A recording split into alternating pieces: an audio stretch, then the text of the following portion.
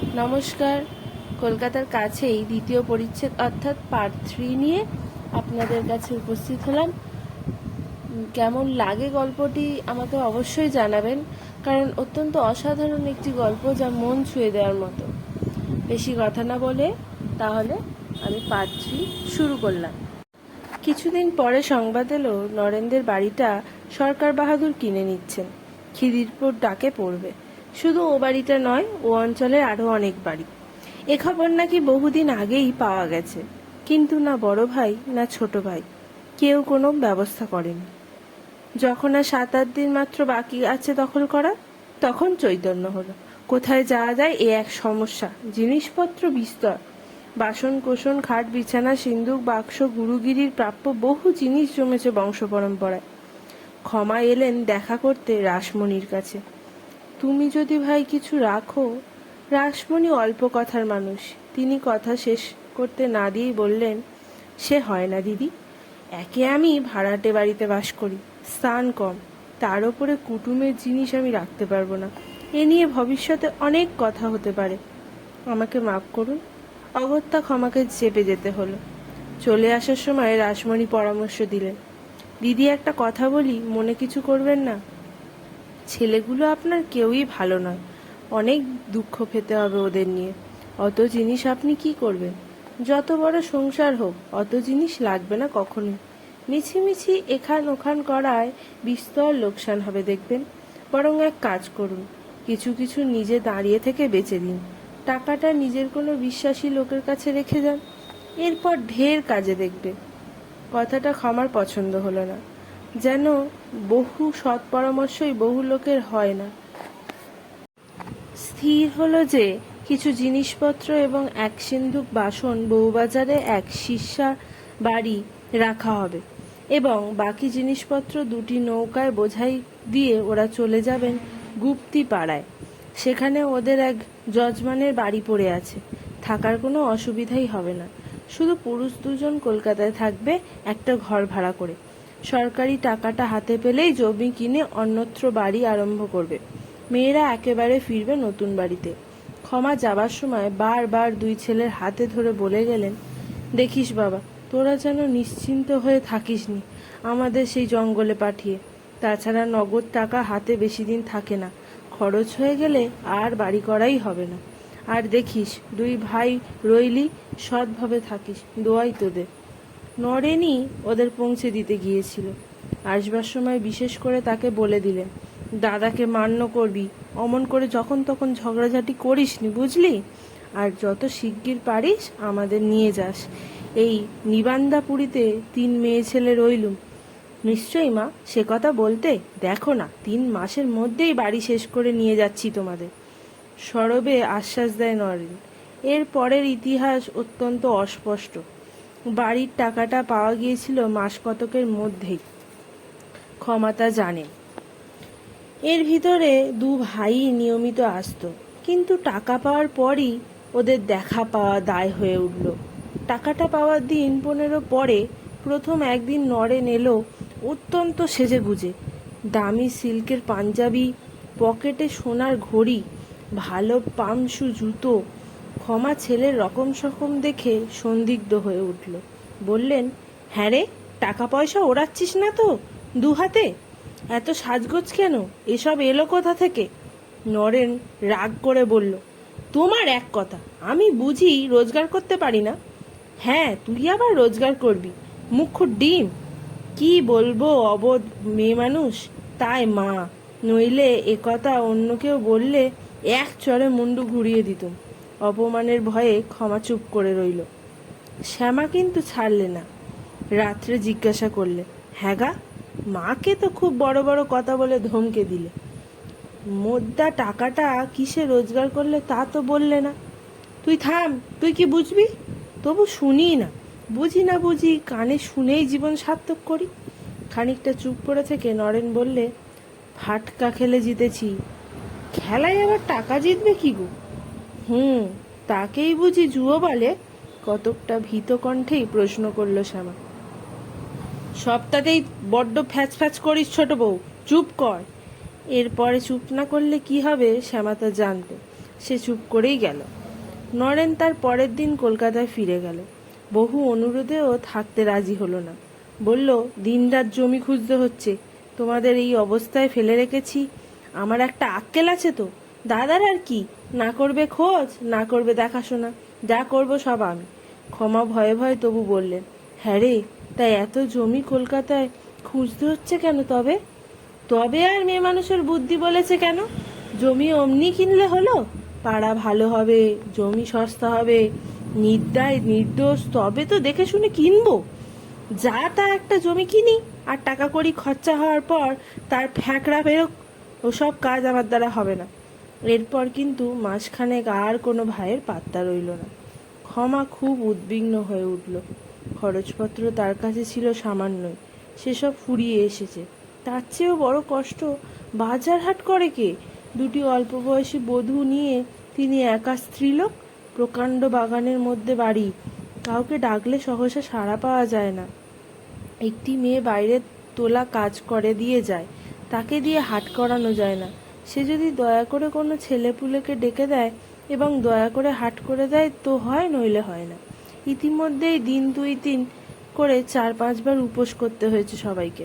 বিরাট বিরাট কুমড়ো হয় বাগানে, শুধু কুমড়োর ডাল্লা রেঁধে খেয়ে কাটিয়েছে। অবশ্য ফলমূল বিস্তর, শাক ডাঁটারও অভাব নেই, কিন্তু ভাত ছাড়া এসব খাওয়ার অর্থ কি ওদের কাছে? শেষে পুরো 1 মাস হয়ে যেতে শ্যামাকে দিয়ে চিঠি লেখানো হলো। রাধারানীও নিজের জবানিতে দেবেনের নামে একখানা চিঠি লিখিয়ে নিলে। দিন কতক পরে উত্তর এলো দেবেনেরই। সে লিখেছে মার নামে চিঠি, প্রণামাদি সম্ভাষণের পর লিখেছে, পরে বিস্তারিত লিখি এই যে, শ্রীমান নরেন সরকার বাহাদুরের নিকট হইতে অর্থপ্রাপ্তির পরই জোর করিয়া তাহার অর্ধাংশ লইয়া নিজের হেফাজতে রাখ। আমি পাছে তাহার টঙ্কাও খরচ করিয়া ফেলি বা পরে অস্বীকার হই, শ্রীমানের সেই আশঙ্কা। তাহার পর হইতে অর্থাৎ টঙ্কা হস্তগত হওয়ার পর শ্রীমানের সাক্ষাৎ মেলাও দুর্ঘট হইয়া উঠিয়াছে। কোথায় থাকে, কি করে, তাহা আমরা কেউই অবগত নহি। বাসায় আসে কদাচিৎ, আসিলেও ব্যস্তভাবে আসে এবং ব্যস্তভাবেই চলিয়া যায়। জিজ্ঞাসা করিলে বলে জমির সন্ধানে দিবারাত্র ঘুরিতে হইতেছে। সেসব জমি কোথায় এবং তাহার বিশদ বৃত্তান্ত বা কি জিজ্ঞেস করিলেও ভালো রকম জবাবদিহি করিতে পারে না।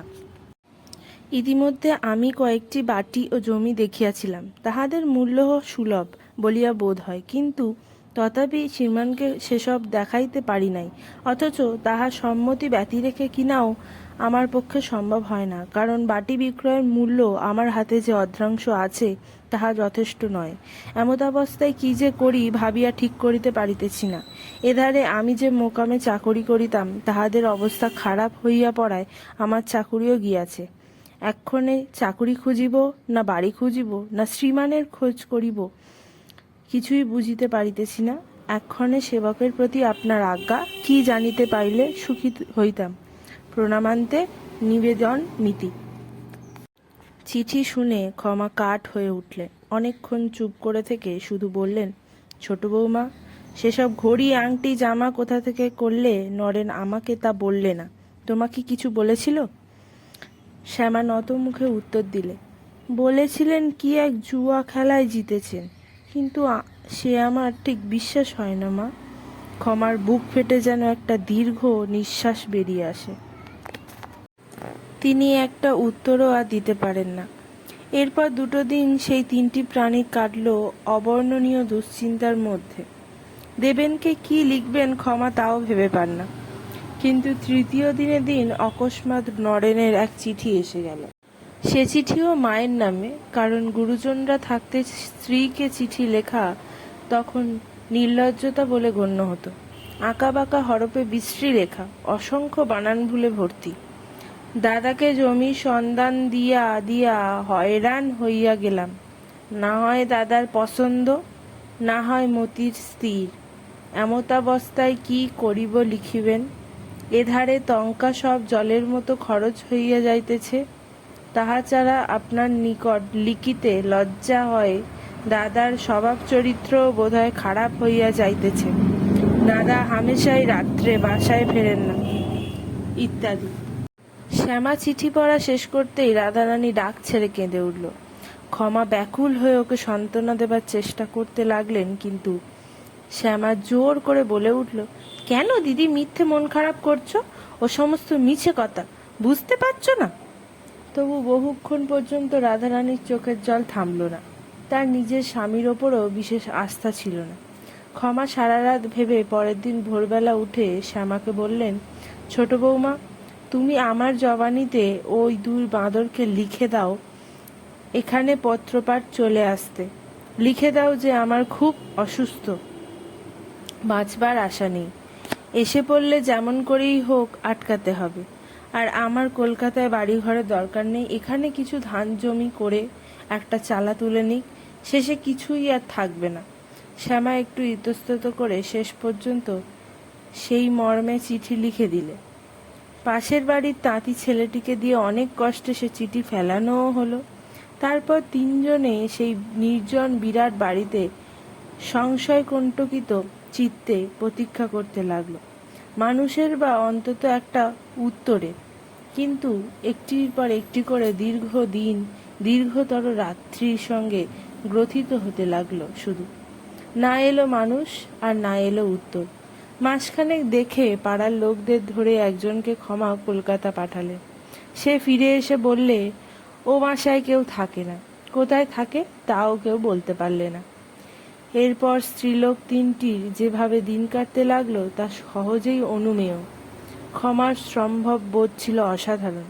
এখানে আশপাশে প্রতিবেশী বলতে ব্রাহ্মণেতর জাতিই বেশি। ক্ষমা এসে পর্যন্ত এদের সঙ্গে একটা ব্যবধান রেখেই চলতেন। তারাও সম্ভ্রমের সঙ্গে সে দূরত্ব মেনে নিত, কিন্তু এখন আর ব্যবধান রাখা গেল না। এমন হলো যে পরপর 3 দিন কুমড়ো সেদ্ধ খেয়ে তিনজন দিন কাটাতে লাগলেন। তাও না হয় সম্ভব, কিন্তু রাধারানীর স্ত্রীসুপুত্রটি বাঁচানো যায় কি করে, এই হলো তাদের সমস্যা। শেষে প্রতিবেশীদের দ্বারস্থ হতে হলো। ব্রাহ্মণ কায়স্থ ছাড়া আর কারুর কাছে তাঁরা প্রতিগ্রহ করেননি কখনো। একথা ক্ষমা প্রায়ই গর্ব করে বলতেন, কিন্তু সে গর্ব আর বজায় রাখা গেল না। চালের জন্যই পরের বাড়ি যেতে হলো। প্রথমটা বাসনকোসন বেচে চালাবার চেষ্টা করলেন, কিন্তু ব্রাহ্মণের বাসন কেউ কিনতে রাজি হলো না। ধান চাল প্রায় সকলের বাড়িতেই যথেষ্ট, একটা সিধা দেওয়ার ঢের সোজা। ক্ষমার কাছে সব কথা শুনে অনেকেই সিধা পাঠালেন। ছেলের জন্য দুধও একজনরা নিয়মিত 1 ঘটি করে পাঠাতে লাগলেন। তাতে উপবাসটা কিছুদিনের জন্য বন্ধ হলো বটে, তবে তাও একেবারে নয়, কারণ দানের জন্য তাগাদা করতে পারতেন না ক্ষমা। সিধা যারা পাঠাতো তারা অত নির্ভুল হিসাব করে পাঠাতে পারত না। ফলে যখন ভাড়ার খালি হয়ে আসতো তখন শিশুর জন্য কিছু রেখে 3 শাশুড়ি বউয়ে উপোস করত। তাল পাকার সময় তাল খেয়ে অনেকদিন কেটে যেত। সজনে ডাঁটা বা অযত্ন বর্ধিত পুঁই ডাঁটা সেদ্ধ করে নুন দিয়ে খাওয়া চলতো কোনো কোনো দিন। তরুণী বধূদের সবাই সইত অবশ্য, কিন্তু ক্ষমারই শরীর ভেঙে আসতে লাগলো, নানা রকম পেটের গোলমাল হতে লাগলো। তবু ক্ষমা ভিক্ষায় বার হতে পারলেন না। শুধু যখন খুব অসহ্য হতো এক এক সময় ওপরের দিকে চোখ তুলে দীর্ঘশ্বাস ফেলতেন। ওরে কি ছেলেই পেটে ধরেছিলুম রে, তিলে তিলে মাতৃ হত্যা করছে। বউদের মুখের দিকে তিনি তাকাতে পারতেন না, লজ্জায় মাথা কেটে যেত তার।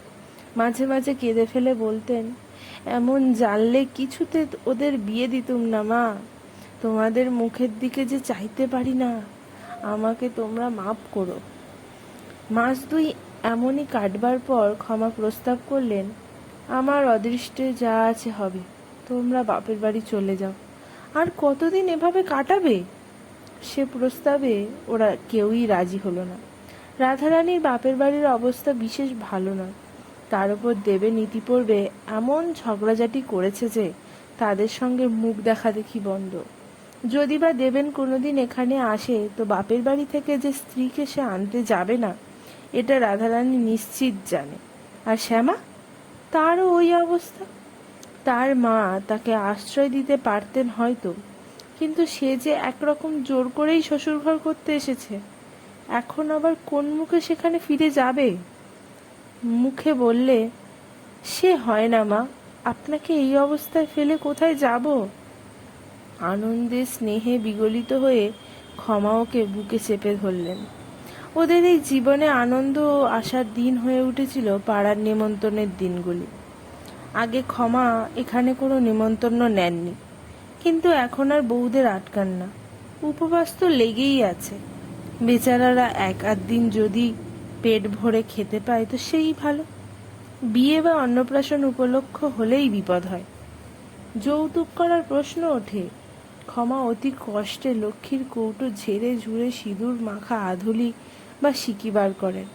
সে আমার প্রথম প্রথম একটু অপ্রস্তুত হতো, কারণ তার শহরের জীবনের অভিজ্ঞতায় 1 টাকার কম যৌতুক করার কথা জানে না সে।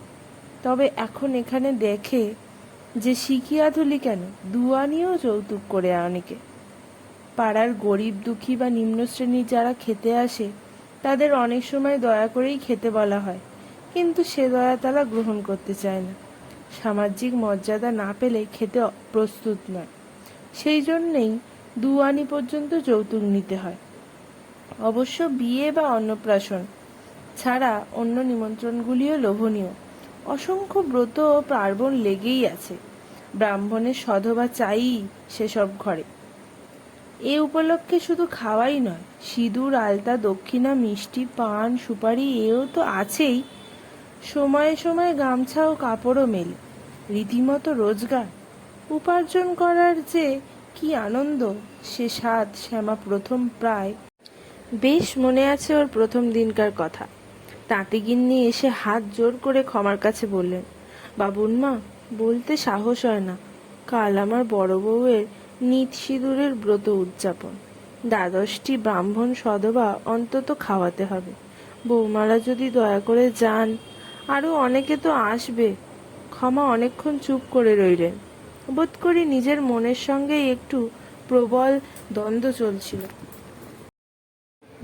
কালই এই তাঁতিগিন্নি 1 ধামা চাল পাঠিয়ে দিয়েছেন, তবে 4 দিনের পর পেটে ভাত গেছে। দান যখন নিয়েইছেন তখন আর মানুষটাকে মনক্ষুণ্ণ করে লাভ কি? প্রায় মিনিট 2 পরে শুধু প্রশ্ন করলেন, আয়োজন সেইভাবে হচ্ছে তো? প্রবলভাবে মাথা হেলিয়ে জিভ কেটে তাঁতিগিন্নি বললেন, নিশ্চয়ই, আমার প্রাণের ভয় নেই মা। বাপ রে, বামুনের মেয়ে নিয়ে যাব, এ যে গোখরো সাপ নিয়ে খেলা। আয়োজনটা কিভাবে হওয়া দরকার অনেক ভেবেও শ্যামা বুঝতে পারলে না। রাধারানীকে প্রশ্ন করেও সদুত্তর পাওয়া গেল না। অথচ শাশুড়িকে জিজ্ঞাসা করতেও লজ্জা হয়। মনে হয় বামুনের মেয়ে নিয়ে গেলে কি করা দরকার তা বামুনের মেয়ে অন্তত জানা উচিত। জানি না শুনলে তিনি কি ভাববেন। অবশ্য বোঝা গেল তার পরের দিন তাঁতিগিন্নি বেলা 2টো নাগাদ নিজে এসে ওদের ডেকে নিয়ে গেলেন। আয়োজন বেশ বড় রকমেরই। বিরাট আটচালা বাঁধা হয়েছে। ব্রাহ্মণ বৈষ্ণব অনেকে বসেছে, সধবা ও জনবারও। তার সঙ্গে ছেলে মেয়ে যে কত তার হিসেব নেই। তাঁতিগিন্নির বড় বউ নিজে হাতে ওদের পিঁড়িতে দাঁড় করিয়ে পা ধুইয়ে সেই পাদদক জল একটা বাটিতে সংগ্রহ করলে। তারপর নতুন গামছা দিয়ে পা মুছিয়ে আলতা পরিয়ে দিলেন। এরপর প্রত্যেককে এক এক কাঠের কৌটো বোঝাই নতুন সিঁদুর দিয়ে অনুমতি নিয়ে সিঁথিতে ও লোয়ার ধারে একটু করে সিঁদুর পরিয়ে দিলেন। বামুনের মেয়ের মাথায় হাত দেবে এই জন্যে অনুমতি। তারপর 1খানা করে কোরা কাপড় পরিয়ে ওদের হাত ধরে নিয়ে গিয়ে আসনে বসালে। তবু তখনও বিশেষ আয়োজনটা যে কি বুঝতে পারেনি শ্যামা। খেতে বসে বুঝলে। পাতে পড়েছে খানাস্টেক করে লুচি, বেগুন ভাজা, পটল ভাজা আর কুমড়োর ডালনা, আর একরাশ করে নুন। কুমড়োর ডালনার চেহারাটা যেন কেমন সাদা সাদা, মুখে দিয়ে দেখলে নুন নেই। অর্থাৎ ব্রাহ্মণেতর জাতের বাড়িতে ব্রাহ্মণরা নুন হলুদ দেওয়া তরকারি খাবে না। আলাদা করে নুন দিলে এবং সে নুন নিজে মেখে খেলে দোষ নেই। যাক, লুচির স্বাদ যে কি তা শ্যামা প্রায় ভুলে যেতেই বসেছিল। এতদিন পরে সে বেশ তৃপ্তি করেই খেলো। এরপর পাতে পড়ল ক্ষীর ও উৎকৃষ্ট কাঁচাগোল্লা। খেয়ে যখন ফিরছে ওরা শুনলে বামুনরা বলা বলি করতে করতে যাচ্ছে, এমন পাকা ফলার এ অঞ্চলে অনেক দিন হয়নি। কলকাতার সেসব আয়োজন, মতিচুর দরবেশ অমৃতি খেলে এরা নাকি জানি কি বলে তো, আর মাছের কালিয়া, হলুদ দেয়া তরকারি খায় না তো মাছ। নিজের অজ্ঞাতসারেই শ্যামার একটা দীর্ঘ নিঃশ্বাস পড়ল। মাছের কথা প্রায় ভুলে যেতেই বসেছে। হাতে সদ্য দক্ষিণা পাওয়া দুয়ানি ছিল। শ্যামা স্থির করলে পরের দিন কাউকে খোসামুদি করে নদীর ধারে পাঠাবে মাছের জন্য।